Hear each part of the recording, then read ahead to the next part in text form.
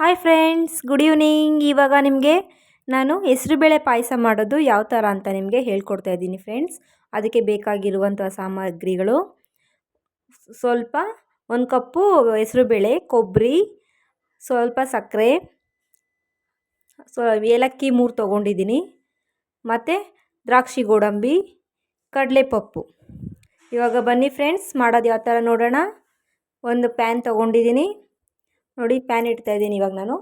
ಅದಕ್ಕೆ ಸ್ವಲ್ಪ ಎಣ್ಣೆನ ಆ್ಯಡ್ ಮಾಡಿ ಇದನ್ನ ಹೆಸರುಬೇಳೆನ ಹುರ್ಕೊತಾ ಇದ್ದೀನಿ ಇವಾಗ ನಾನು. ನೋಡಿ, ಹೆಸರುಬೇಳೆ ಹಾಕ್ತಾಯಿದ್ದೀನಿ.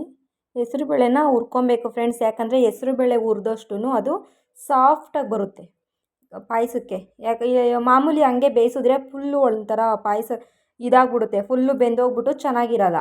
ಅದಕ್ಕೆ ನಾವು ಏನು ಮಾಡೋಣ ಅಂದರೆ ಪ್ಯಾನ್ ಇಟ್ಬಿಟ್ಟು ಚೆನ್ನಾಗಿ ಹುರಿದ್ಬಿಟ್ಟು ಅದನ್ನು ಸೈಡ್ಗೆ ಇಟ್ಕೊಬಿಡೋಣ. ಇವಾಗ ನೆಕ್ಸ್ಟು ಪಾತ್ರೆ ಇಡ್ತಾಯಿದ್ದೀನಿ ನೋಡಿ. ಸ್ವಲ್ಪ ನೀರು ಹಾಕ್ಕೊತೀನಿ, ಅದಕ್ಕೆ ನೀರು ಹಾಕಿದ್ದೀನಿ ಆಲ್ರೆಡಿ. ಇವಾಗ ನೋಡಿ, ಇನ್ನೂ ಒಂದು ಚೊಂಬು ನೀರು ಹಾಕ್ತಾಯಿದ್ದೀನಿ ನೋಡಿ ಫ್ರೆಂಡ್ಸ್. ಇವಾಗ ಯಾರು ಇನ್ನೂ ನನ್ನ ಚಾನಲ್ಗೆ ಸಬ್ಸ್ಕ್ರೈಬರ್ ಆಗಿಲ್ಲ ಅವರೆಲ್ಲ ಆಗಿ ಫ್ರೆಂಡ್ಸ್. ಸಪೋರ್ಟ್ ಮಾಡಿ, ನನಗೆ ಪ್ರೋತ್ಸಾಹ ಮಾಡಿ ನೋಡಿ. ಇವಾಗ ನಾನು ಹೆಸರುಬೇಳೆನ ಹಾಕ್ಕೊತಾ ಇದ್ದೀನಿ. ಹೆಸರುಬೇಳೆನ ನಿಮಗೆ ನೀರು ಪಾಯಸ ಎಷ್ಟಕ್ಕೆ ಬೇಕೋ ಅಷ್ಟು ಮಾತ್ರ ನಾವು ನೀರು ಹಾಕ್ಕೋಬೇಕು. ನೀರು ಹಾಕ್ಕೊಳ್ಳಿ ನೋಡಿ ಫ್ರೆಂಡ್ಸ್. ಇವಾಗ ನೀರು ಹಾಕಿದ್ದೀನಿ ನಾನು.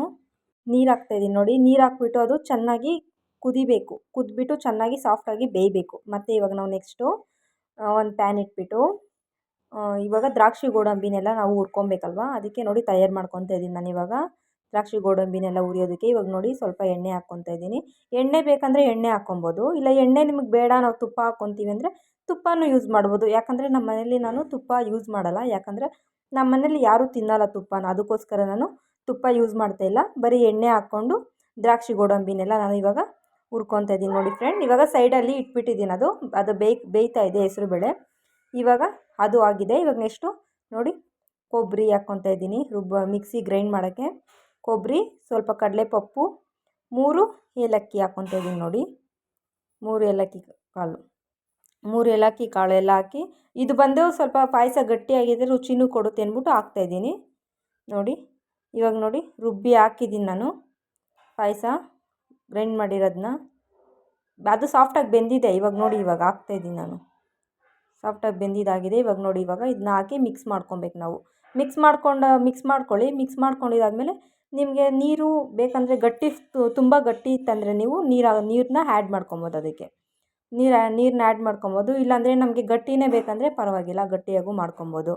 ಇವಾಗ ನೋಡಿ ನೀರು ಹಾಕಿದ್ದಾಯಿತು. ಇವಾಗ ಇಟ್ಬಿಟ್ಟು ಸಕ್ಕರೆ ಹಾಕ್ತಾಯಿದ್ದೀನಿ. ಸಕ್ಕರೆ ನಿಮಗೆ ಸ್ವೀಟು ಯಾವ ಥರ, ಇವಾಗ ಶುಗರ್ ಇರೋರು ಇರ್ತಾರೆ, ಶುಗರ್ ಇಲ್ಲದೇ ಇರೋರು ಇರ್ತಾರೆ. ಅದಕ್ಕೋಸ್ಕರ ನಾವು ಸಕ್ಕರೆನ ನೋಡ್ಕೊಂಡು ಹಾಕಬೇಕು ನೋಡಿ ಫ್ರೆಂಡ್ಸ್. ಪಾಯಸ ರೆಡಿಯಾಗಿದೆ, ಹೆಸರುಬೇಳೆ ಪಾಯಸ.